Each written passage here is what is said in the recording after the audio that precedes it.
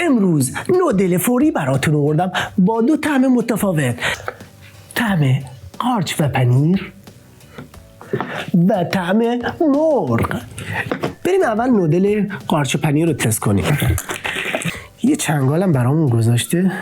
اوکی یا بابا برو بینم.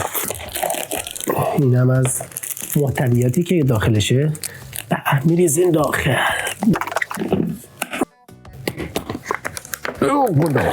تام برو من. بچه این نودل ها دونه 38500 تومان قیمتشه. این چاشنیشم در بیایی. این چاشنی رو بریزیم اینجا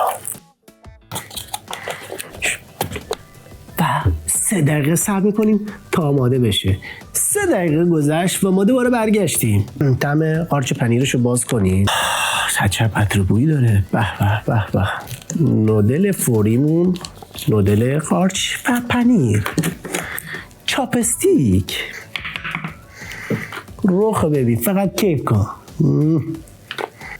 بریم تست کنیم. بفرمایین. زیاده به خدا. بفرمایین. نمیخوری؟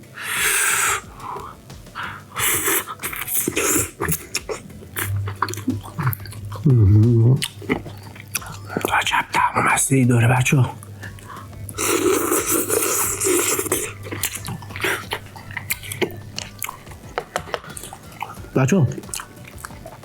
بی نظیره محشره.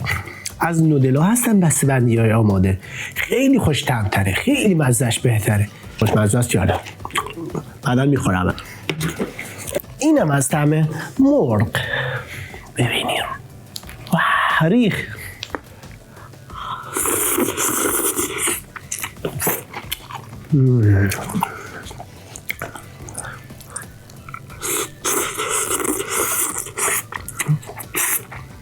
بچه 2 تا رو تست کردم و واقعا هر دو خوشمزه بودن و کیفیت خوبی داشتن، ولی من بیشتر از طعم قارچ پنیرش بیشتر خوشم اومد. این نظر شخصی منه و به نظر من این قارچ پنیر خیلی خوشمزه تر از مرغش بود. پیشنهاد میکنم حتما تست کنین.